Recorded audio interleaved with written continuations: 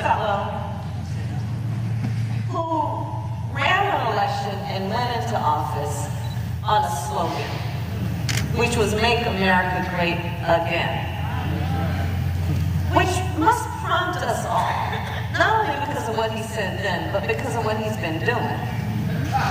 Must prompt us all to say, again back before the Voting Rights Act, back before the Civil Rights Act, back before Roe v. Wade, back before the Fair Housing Act, because we're not going back. We're not going back. We're not going back.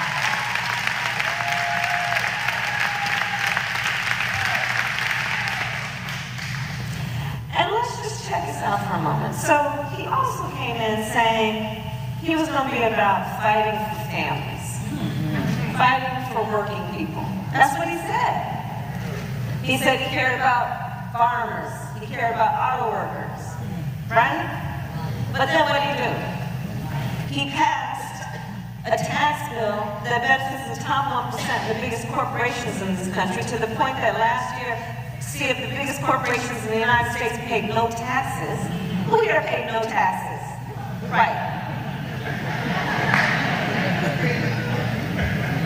Came in saying he was going to protect farmers and auto workers, and then engaged in trade policy by tweet, based on his ego, not working with allies, to the point that farmers, many are looking at bankruptcy.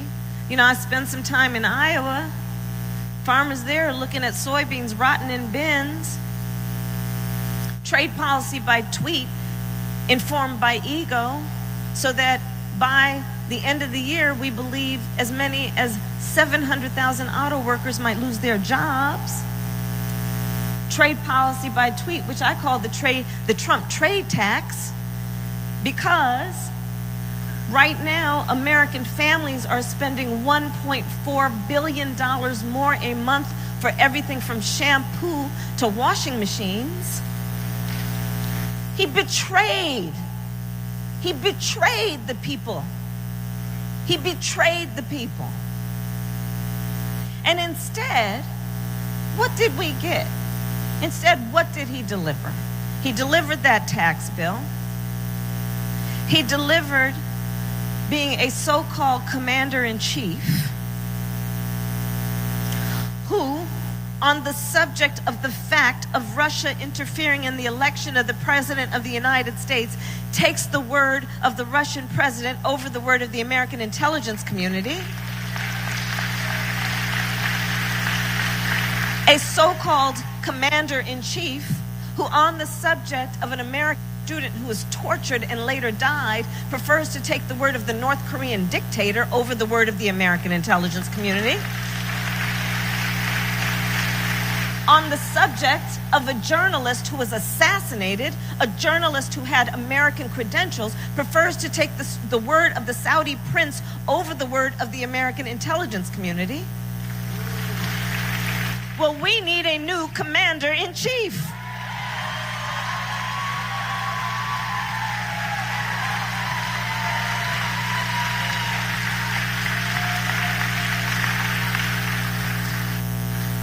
So we're not going back.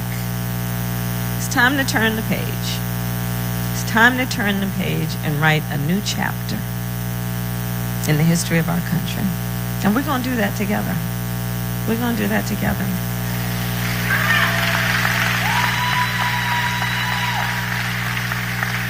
And let's talk then about how that chapter is going to read. Because that chapter, I believe, is going to read based on the America we believe in. The America that we have the faith to know is possible and achievable. So let's talk about that America and that America we believe in. It will be an America where we pay teachers their value.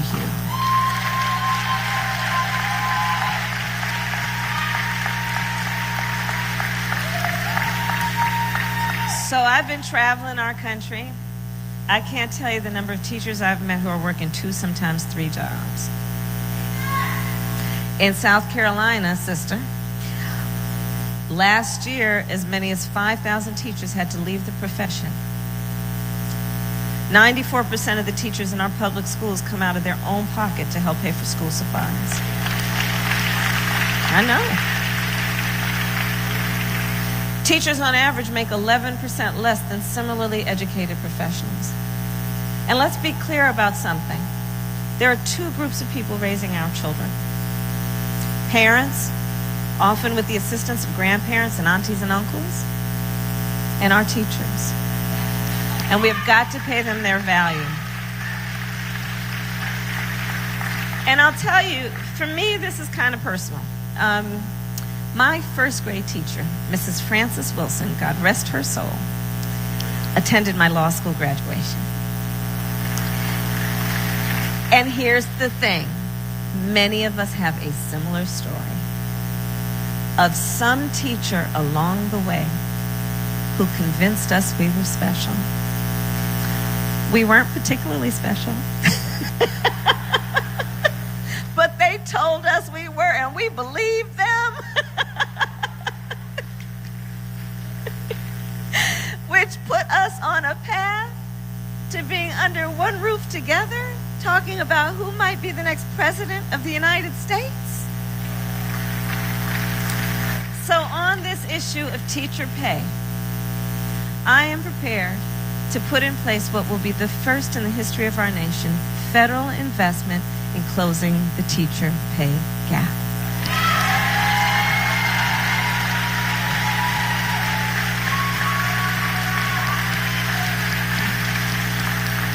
And here in South Carolina, that will be approximately $9,300 a year. Now let's talk about what that means.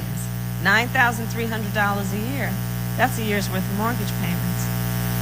$9,300 a year, that's a year's worth of grocery bills. $9,300 a year, that's putting a significant dent in student loan debt, which is one of the greatest barriers to our students coming out of school and entering a profession for which they have a passion. And just to put a fine point on this subject, I strongly believe you should judge a society based on how it treats its children.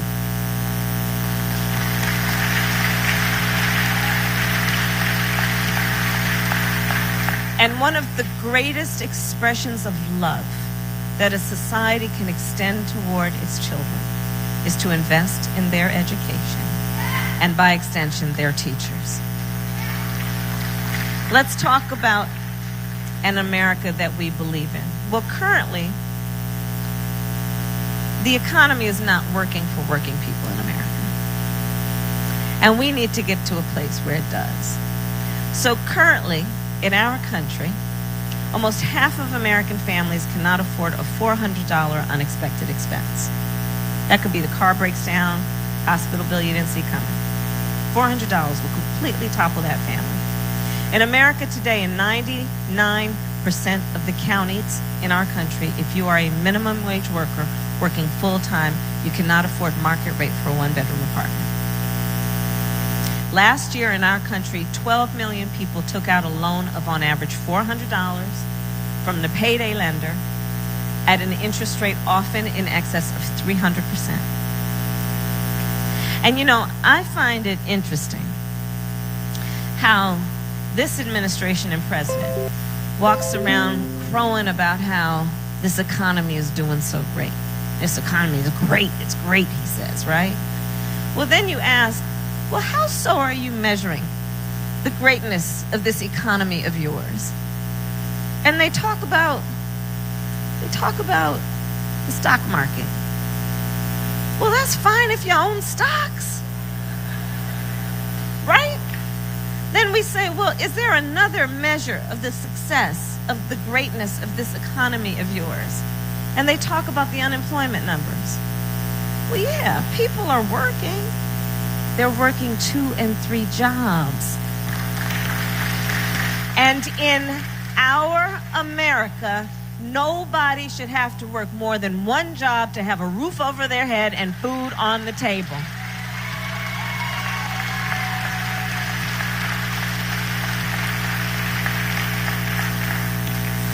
So what we're going to do is we're going to get elected, and we're going to change the tax code as follows. For families that make less than $100,000 a year, they will receive a tax credit of up to $6,000 a year that they can take home at up to $500 a month, which will be all the difference between those families being able to get through the end of the month or not. Economists have described my proposal as what will be the most significant middle-class tax cut we've had in generations.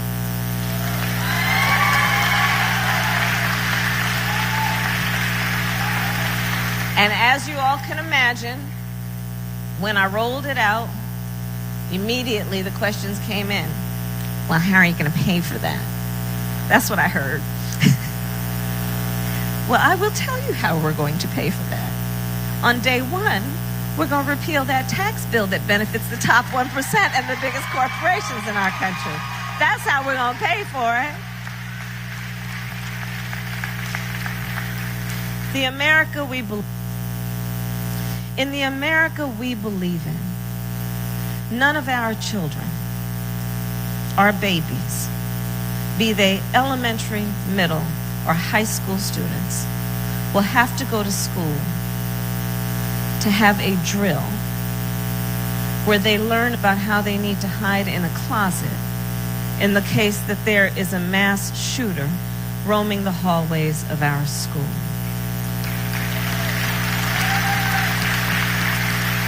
Because what's happening right now is exactly that. Children across America are sitting in their classrooms afraid that there may be a gunman coming in and shooting up the place. And it is traumatizing our children. And so many policy issues, I have to tell y'all, I think about through the lens of a child. Because that will really tell us whether we're handling things right or not. And on this issue, when those children come home after having that drill, you know what happens? They sit down for dinner with their family.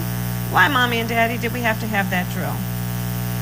To which, of course, the response is, because there are supposed leaders in Washington, D.C., who have failed to have the courage to reject a false choice which suggests you're either in favor of the Second Amendment or you want to take everyone's guns away, have failed to have the courage to agree.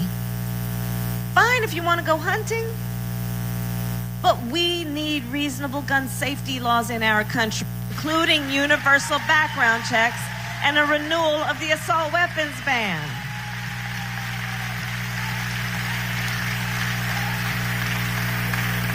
And I have to tell you guys, I'm kind of fed up with this issue. Because here's the thing. We've been talking about this for so long. And there are a bunch of, good ideas out there. I mean, on the debate stage, many of my colleagues have got really great ideas that I'm supporting. We don't lack for ideas. Some might say, well, are we waiting for the big tragedy? Nope. We've seen the worst of human tragedies. What we're waiting on is Congress to have the courage to act.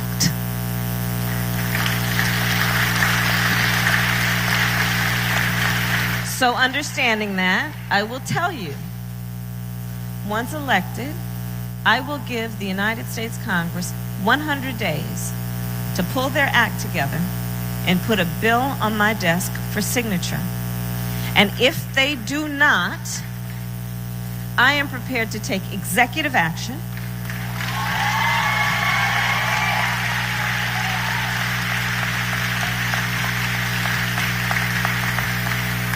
to put in place what will be the first comprehensive background check requirement. I will also require the ATF to take the licenses of gun dealers who violate the law and by executive action, ban the importation of assault weapons by foreign countries into our country. It's time to take action. It's time to take action. Let's speak true about all that we need to do for the America we believe in. let's deal with the fact that climate change is real. And call it what it is, a climate crisis. And South Carolina knows that better than most. All the damage, the flooding, I'm hearing about how folks are going to have to evacuate their homes. Seniors don't know where they can go and are in facilities because they're losing their homes. It's a very real issue. In my California, where I'm from, I went and visited with the firefighters who had been blazing the wildfires, met with firefighters who were fighting these fires while their own home had burned. I went down to Puerto Rico and met with the families there after Hurricane Maria. This is real. But yet we have supposed leaders in Washington, D.C. who are pushing science fiction instead of science fact, to our collective peril. So I will tell you, on day one, I will make sure we re-enter the Paris Agreement, and I will push for a Green New Deal.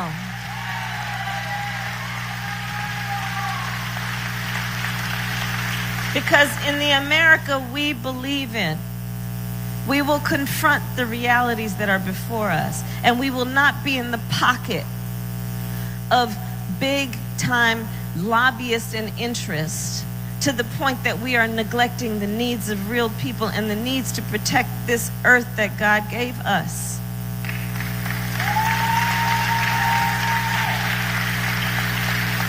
The America we believe in will pay women equally for equal work.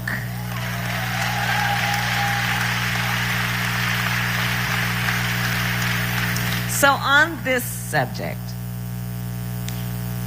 we passed the Equal Pay Act in 1963. Advanced to the year of our Lord 2019, where women are paid 80 cents on the dollar, black women 61 cents, Native American women 58 cents, Latinas 53 cents. Kind of done having this conversation. Because it's not a debatable point, actually.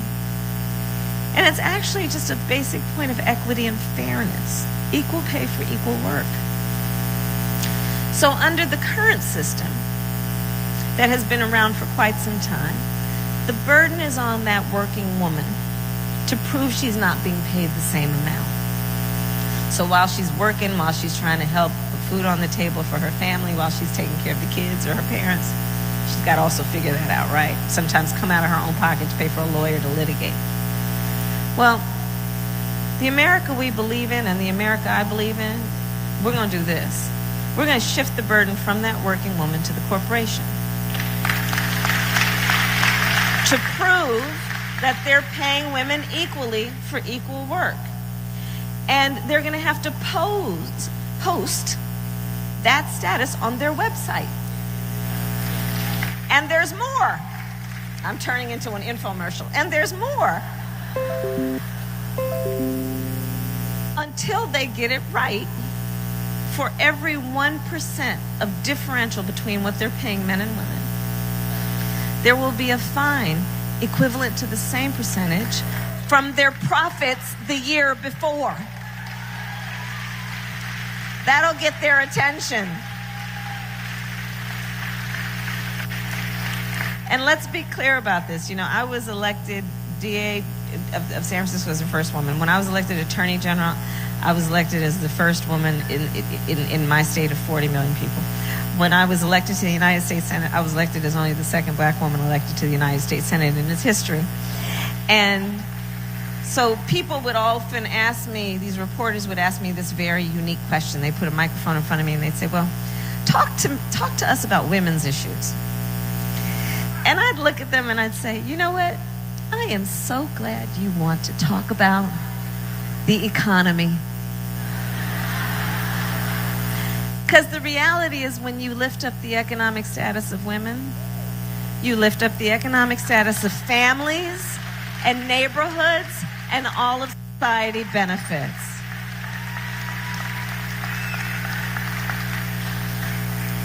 Let's talk about an America we believe in. In the America we believe in and will achieve, we will ensure that everyone's voice is treated with dignity and respect. In the America we believe in, everyone will see our vision of a future in which everyone is there and belongs. In our America, we will reject this idea that it is us versus them. In our America, we understand that we all rise and fall with the same tide, and that we are all in this together. And my last points then are this. We've marched toward 2020 in this election. I would ask that we remember that one of the greatest strengths about who we are as a nation is that we are aspirational. We believe, we are deep of faith. We believe in what can be, unburdened by what has been. And in that way, we understand this is a fight that is born out of that optimism. This is a fight that is born out of knowing what can be and believing in it and having faith to know it is possible. This is a fight that is born not only out of fighting for the soul of our country, but a fight that is for and born out of love of country. And my last point then is this. This is a fight. We're going to win. We're going to win. We're going to win. So I'm here to ask for your support, and I will tell you as my last point, I will tell you I fully intend to win this election. But my measure of our success will not only be that, it will also be that at the end of this process, that we are relevant. And one of the best ways to ensure that is, especially at this phase of it, for me to make sure I am listening as much as I am talking. And for that reason, let's start passing the mic, because I would love to hear from you. And I thank you again for your time and for all that you do as leaders of our great country. Thank you all. Thank you.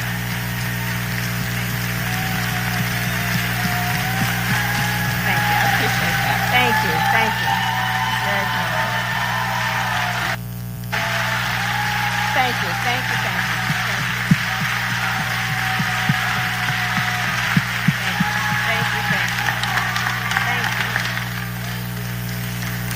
Senator, are you ready for a couple of questions? Ready, yeah. All right. Does anyone in this great group of patriots have a question for the next president of the United States? And I get to pick. So show of hands. This gentleman right here on the front row. There's a microphone coming to you. Yeah. How you doing today? Very well. It's good to be with you. There's a Thank couple you. questions I want to ask you. What is your policy on our senior citizens of this nation and of our veterans of this nation? Thank you. I appreciate that. So let's start by saying that we are not doing right by our seniors and our veterans. We're not. You look at an issue, for example, that directly affects our seniors, like Social Security. And I'm going to tell you something. You know, I don't like to dwell too much on the guy that's currently in the White House, because I think it's an obvious and a given he needs to go. But it is important to remember the consequences of not accomplishing that. Because this tax bill they passed, what they're talking about is the way to pay for it will be on the backs of our seniors as they try to cut Social Security. So be very clear that that is very much a potential. And as far as I'm concerned, Social Security is about keeping America's promise to our seniors who put in a lifetime of work and paid into it and deserve to get out of it what they put in. And I also believe that we need to strengthen it and actually increase the amount that is paid for higher income earners, and increase the cap. So there is that. We also need to recognize that for our seniors, there is a lot of issues with what's happening around assisted living facilities, and that is very much within my scope of sight.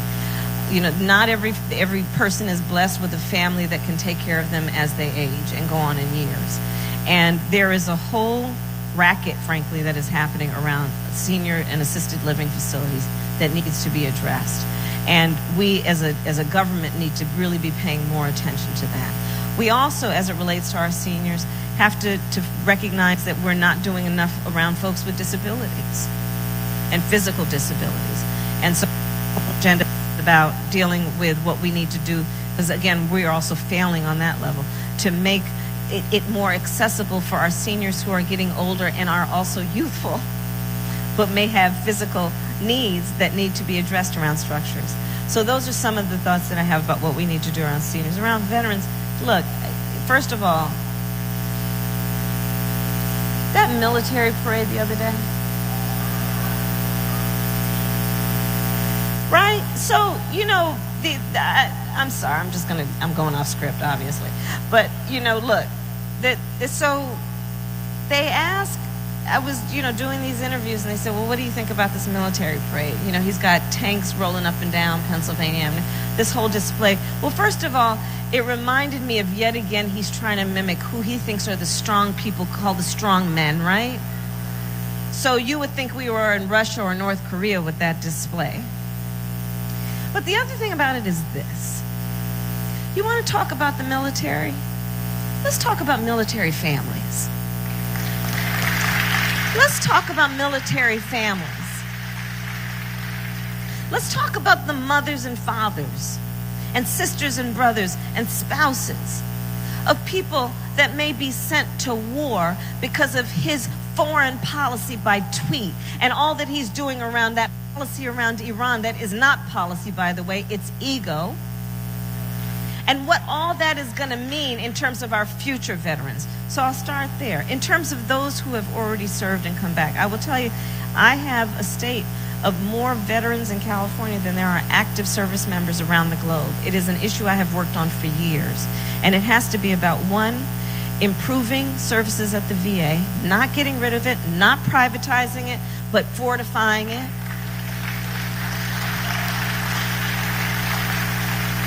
And why? Because our veterans deserve to be able to go to a place for assistance and care among those who understand their experience and who will not judge them, but who will treat them on a peer level in a place that is about respect and about knowledge about what they've been through. We need to do a better job, not only around the VA, but having a transition for our veterans when they come home into the future of work and the economy. So many of our veterans were young people who entered the service with the belief that they would acquire a skill that after they served would allow them to live a productive and a long life professionally. But we have not done an adequate job of bringing them back in and re-entering them with the skills they already have and transitioning and connecting those to the workforce of the 21st century. And that's a real issue. It's a very specific point, but it's a very real point. And so that's also how we think about our veterans. And then in terms of general health care policy, I believe that we need to have, and I'm prepared to put it in place, mental health care on demand and substance abuse care on demand.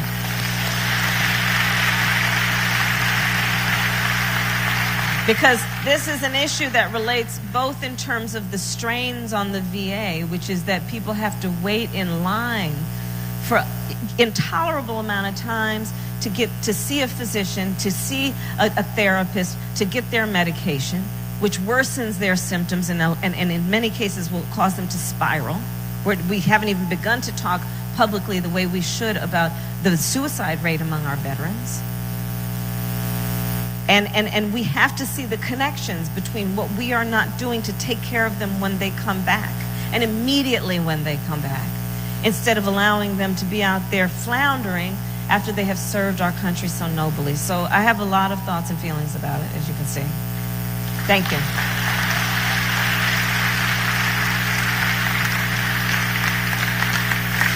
Other questions in the back? Thank you. Practically speaking, how would you really address the pharmaceuticals to help seniors and other families manage the extraordinary cost of drugs that inhibit our getting our medical care? That's right, and it's a very, and that's exactly right. On the senior issue, it's a very, very big issue, which is so many of our senior citizens cannot afford their medication and are having to make decisions about food or rent and medication, which is immoral. Part of the way that I plan on addressing it is going to be about dealing with the pharmaceutical companies as I have in my past. So, as Attorney General, I led the second largest Department of Justice in the United States, second only to the United States Department of Justice. I had an office of 5,000 people in a state of 40 million people, and took on a lot of big special interests, including the pharmaceutical companies. In fact, brought back $200 million to the people of my state because of the bad practices and the fraudulent practices of our pharmaceutical companies. The pharmaceutical industry has been one of the main contributors to health care in America being inaccessible to so many working people and families, because they've been jacking up the prices and putting profit ahead of public health. To your point, 1 in 4 diabetes patients in America cannot afford their insulin. There is a syringe that contains a drug that can save the life of somebody who is overdosed from opioids, and that syringe can cost as much as $4,000. The pharmaceutical companies have got to be reined in. So how do we do that?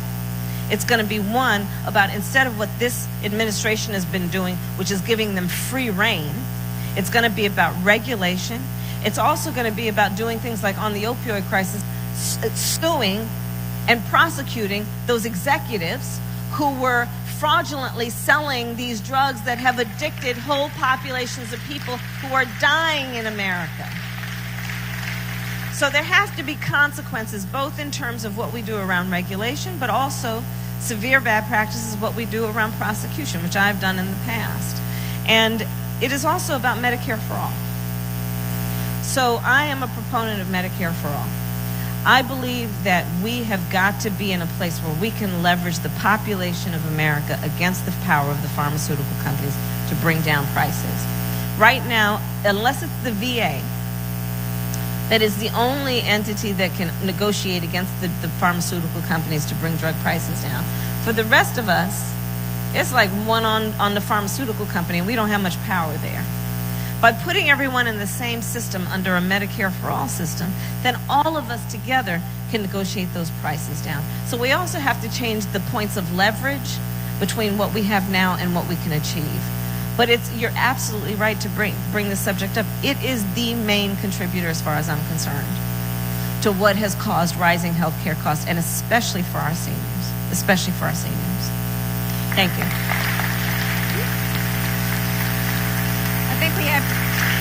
I think we have time for one more question. In the back. Yeah.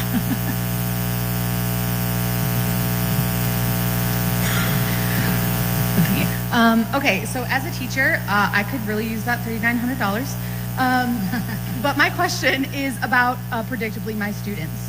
I had several students who could not complete their first year of college because they could not afford it. So they have student loan debt now and no credits.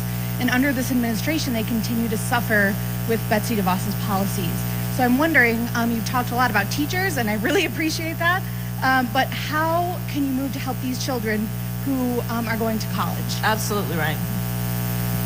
I could keep you here all day, by the way.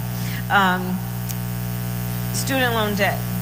So first of all, let's look at the fact, to your point about Betsy DeVos, who basically has an agenda of privatizing education in the United States. Betsy Grizzly DeVos is what I call her. So there's no question. Again, this is another example of why we're gonna fight for the America we believe in, which is not that. It is about supporting public education. It's about supporting our teachers. It's about supporting our students. So over a period of time, part of what has happened in our country is that the whole system of loans for students has moved towards privatizing those loans. Like when I was in college, those were it was a different system. It was more about government, and then it got into the privatization. So that's part of what's wrong. But the other piece of it is that tuition has been hiking up and up and up without any checks and balances. And we got to put a check on that. We also need to redo the way we're doing student loans. So first of all, I am a proponent of debt forgiveness for middle class students from middle class and working families.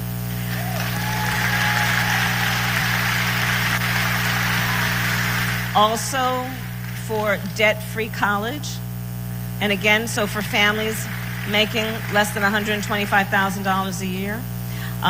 Also need to allow students to refinance their loans in a way they cannot right now, and that's a big issue. But also going after, and again, the predators in this space, because as with so many things, there are these private companies that are profiting off of servicing these loans and issuing these loans without any consequence. And so we also need to go after that. So it is a whole combination of issues that I am prepared and addressing. Because, look, I can't tell you the number of students that you know and I've met who, you know, they have a passion to go and teach. But instead, you know, and they may be a great math student, but when they look at their debt combined with the salary, they might decide to go to Wall Street. Or they may be a brilliant science student who wants to go and teach and open up a child's minds to the wonder of science, but they're looking at that debt combined with the pay, and so they end up going to work for a pharmaceutical company, right? So we've got to fix this. And as a last point, I know we have to end, but as a last point, I'll say this. And it relates back to the point about trade policy also. Part of what's wrong with where we are now and why we believe in an America that is different is that we know that we have to be strong as a nation and have leaders who are committed to us being strong. And I don't mean strong man, right? The strong man thing, where he thinks that strength is about beating people down instead of understanding it's about lifting people up. That's not what I'm talking. I'm talking about, right, real strength. That's about lifting people up, because that is when, as a nation, we are our strongest. So let's talk about trade policy just for a minute more. So part of what's coming out of that is the whole piece about China, okay? So here's the thing. Even if November of 2016 had turned out differently, we would still be a nation in flux. We would still be a world in flux. We would still be looking at a moment in time where we're seeing ascending and descending economies around the world, like China, for example, and its ascension. We would still be at a moment in time where we're seeing shifting populations around the globe, in large part because of climate change. We would still be a nation that is looking, and a world that is looking at the fact that we're in the midst of an industrial revolution, a digital revolution, a technological revolution, where they say that in the next 10 to 15 years, up to 40% of the jobs that currently exist will no longer exist. So even if the outcome of November of 2016 had been different, we would still be looking at this moment that is challenging us to answer a question about what will be our strength and our standing on the globe in this moment in time. That is before us. And part of the tragedy of what's happened over the last 2.5 years is this guy's got us staring at our belly button, trying to distract us with all of his tweets, right? Because he's trying to create the distraction over here to distract us from the fact he's not dealing with what I was just talking about. He said he was going to build up infrastructure. What infrastructure? He has done nothing.